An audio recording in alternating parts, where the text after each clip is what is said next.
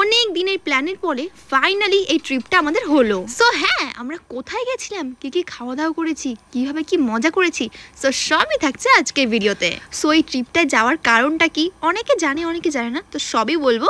So চলো শুরু করা যাক। সো সকাল সকাল আমি রেডি হয়ে চলে এসেছি শিমুলি স্টেশন, কারণ এখান থেকে আমরা যাব শিয়ালদা, আর ওখান থেকে নামখানা লোকালের ট্রেন ধরে আমরা পৌঁছে যাব নামখানা। যেহেতু বেশ কয়েক ঘন্টা ট্রেন জার্নি ছিল, এই জন্য মা স্যান্ডউইচ তৈরি করে দিয়েছিল, আর যেটা খেয়ে আমরা আরামসে একদম দেখছিলাম। আর যেহেতু ওদিন একটু বৃষ্টি হয়েছিল, এই জন্য বিশাল রিল্যাক্সিং লাগছিল। পুরো ঠান্ডা ঠান্ডা হাওয়া খেতে খেতে আমরা ট্রেন জার্নিটা কমপ্লিট করে নিলাম। আর দেখো, কথা বলতে বলতে আমরা পৌঁছে গেছি নামখানা স্টেশন, যেটাতে আমি জীবনে প্রথমবার এসেছি। সো আজ আমরা যাব মৌসুমী আইল্যান্ড। হ্যাঁ, ঠিকই শুনেছো, মৌসুমী আইল্যান্ড।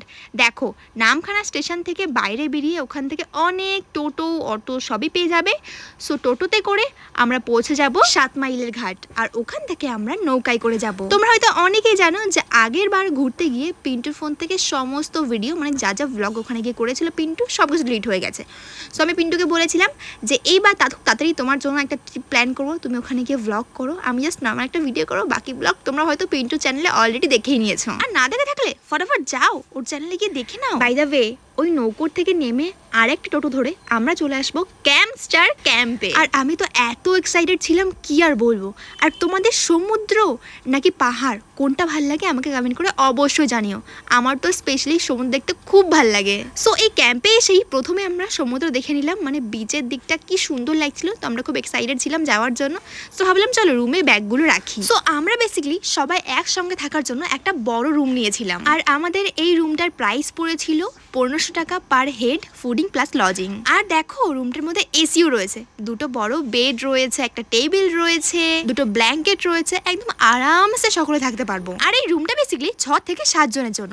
আর টেবিলটা থাকার জন্য আমরা মেয়েরা খুব খুশি, কারণ টেবিলের উপরে মেকআপ প্রোডাক্টসগুলো রেখে জাস্ট নর্মালি এখানে সাজতে পারবো। আর বাথরুমটাও ছিল পুরো নিট অ্যান্ড ক্লিন, খুব পরিষ্কার, খুব ভালো লেগেছিল। আমরা তো বেশিরভাগ টাইমে আড্ডাই মারবো, এই জন্য আমরা বড় দেখে একটা রুম নিয়েছি। আর দেখো, সামনের দিকে আরো কটেজ রয়েছে, কত সুন্দর সুন্দর রুম রয়েছে। তো চলো এটাতে আমরা থাকবো না, কিন্তু দেখবো যে রুমগুলো কেমন। এটা রয়েছে নন এসি, আর এই রুমগুলোর প্রাইস পড়ছে 1300 টাকা পার হেড, যেখানে তোমরা থাকতে পারবে 2 থেকে 3 জন আরামসে থাকতে পারবে। আর যেখানে রয়েছে একটা বড় খাট, দেন বাথরুমটা এতটা বড় আর পরিষ্কার পরিচ্ছন্ন, একটা মিরর রয়েছে, কিউট একটা রুম। যদি তোমরা কাপলস আসতে চাও তাহলে অবশ্যই এরকম টাইপ রুম তোমরা বুক করতে পারো। অ্যান্ড হ্যাঁ, অনেকক্ষণ কথাবার্তা বলে নিয়েছি, অ্যান্ড দেন আমাদের প্রচণ্ড খিদে পেয়ে গেছে, যেহেতু সারাদিন আমরা কিছু খাইনি। সো আমাদের ইভিনিং স্ন্যাকে আমাদের দিয়েছিল পেঁয়াজি, সাথে ছিল গরম গরম চা, যেটা খেতে অসাধারণ ছিল। আর যেরকম দেখতেই পারছো যে আমরা কিন্তু একদম ড্রেস চেঞ্জ করে ফ্রেশ হয়ে নিয়েছি, অ্যান্ড এবার সন্ধ্যাবেলার এই মৌসুমী আইল্যান্ডের ক্যাম্প স্টার ক্যাম্পটা উপভোগ করবো আমরা। আমি তো দেখবোই, সাথে তোমাদেরকেও দেখাবো। আরে চলো চলো একটু উপরে উঠে দেখি যে উপরে কি কি রয়েছে। তো চলো, আমরা উপরে উঠে গেছি। কি সুন্দর লাইটিং, ফটোশুট করার জন্য জায়গাটা কি সুন্দর। আর এখানে কিন্তু স্পেশালি থাকে টেন্ট, কিন্তু এখন এখানে নেই, যখন কাল মর্নিংয়ে সেট করা হবে আমি তখন দেখিয়ে দেবো। কিন্তু জায়গাটা আমার এত সুন্দর লাগছিল কি বলবো।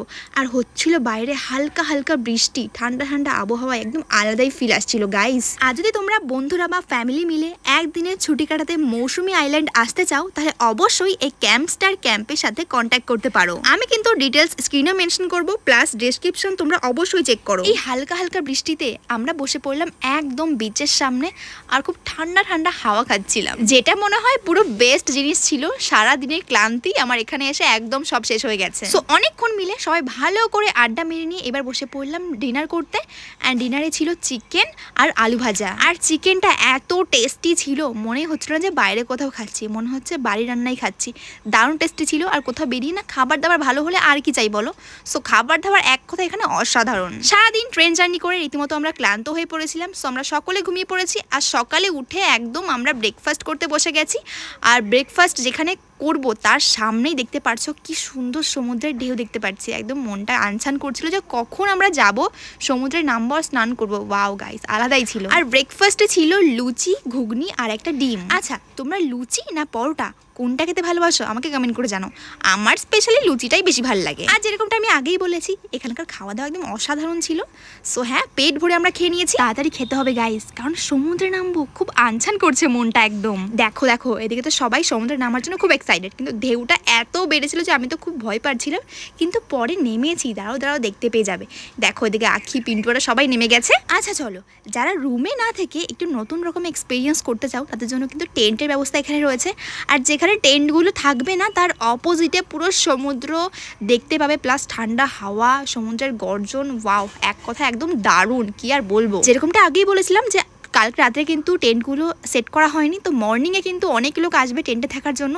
টেন্টগুলো সেট করা হয়েছে, সো আমি ভাবলাম কি চলো তোমার সাথে টেন্টগুলো শেয়ার করি, যেটা দেখতে কি সুন্দর না, স্পেসও অনেকটা রয়েছে, প্লাস একটা ফ্যানও রয়েছে। আর এই টেন্টগুলোর প্রাইস রয়েছে 1200 টাকা per head, fooding plus lodging. অন্যরকম এক্সপিরিয়েন্স করতে হলে অবশ্যই তোমরা টেন্টেও থাকতে পারো। আর যারা টেন্টে থাকবে তাদের জন্য রয়েছে কমন টয়লেট, বাইরে অনেকগুলো রয়েছে, তোমরা অবশ্যই এখানেও থাকতে পারো। তাছাড়াও কিন্তু নিচেও রয়েছে টেন্ট। নাও নাও, অনেক কথা বলে ফেললাম, এবার তো সমুদ্রে নামতে হবে, যার জন্য আমরা স্পেশালি এখানে এসেছি।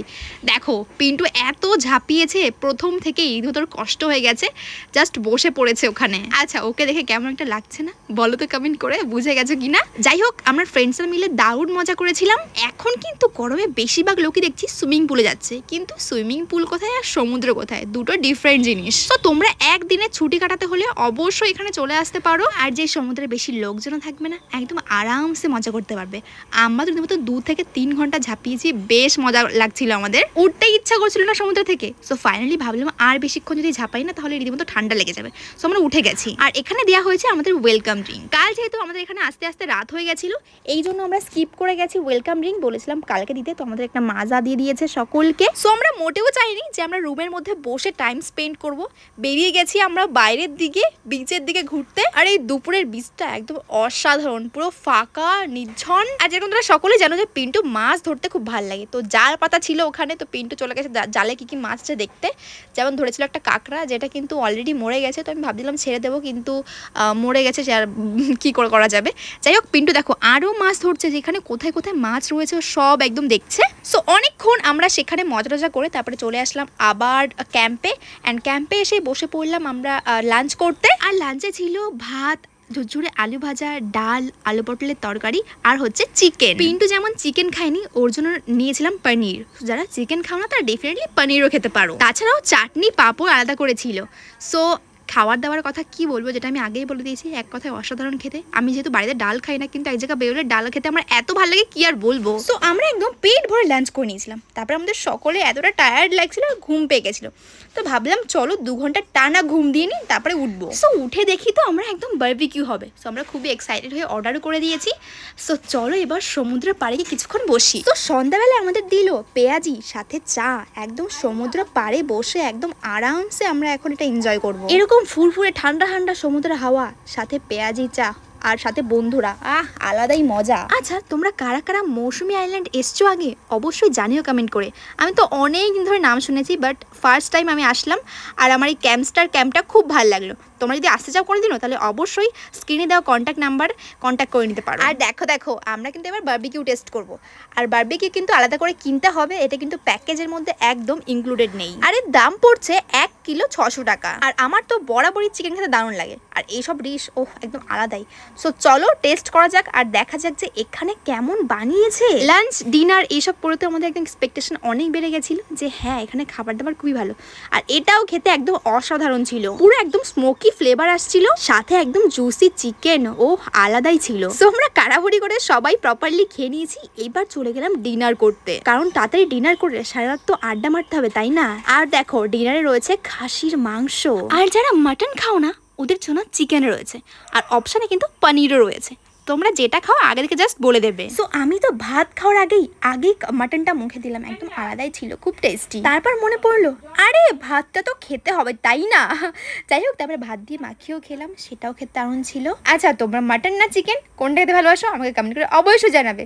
সো আমরা সারা রাত আড্ডা মেরেছি, সকাল হয়ে গেছে, এবার আমাদের বাড়ি ফিরতে হবে। আরে চলো এই ক্যাম্পের প্রিমিয়াম কটেজগুলো তোমাদের সাথে শেয়ার করি, যেটার প্রাইস পড়ছে 1500 টাকা পার হেড। এটাও রয়েছে কিন্তু এসি কটেজ, যেখানে একটা সুন্দর বেড রয়েছে, টি টেবিল রয়েছে, এসি রয়েছে, ফ্যানও রয়েছে, সুন্দর সাজানো গোছানো, কি সুন্দর লাগছে না? আর বাথরুমটা দেখো কতটা বড় আর কতটা নিট অ্যান্ড ক্লিন, আর একটা গিজারও রয়েছে, কি সুন্দর না? আমরা তো নেক্সট টাইম এসে এখানেই থাকবো। এবার খুব কষ্ট হচ্ছে কারণ আমরা এখন বাড়ি ফিরতে হবে। সমুদ্রকে টাটা করে দিলাম, কি সুন্দর ঢেউটা উঠেছে দেখো যখন আমরা বাড়ি ফিরবো। হ্যাঁ, তো বাই বাই করে দিলাম সমুদ্রকে। আর যাওয়ার আগে কিন্তু আমাদের ব্রেকফাস্টও দিয়ে দিল। তো ব্রেকফাস্টে ছিল লুচি, ঘুগনি আর একটা ডিম।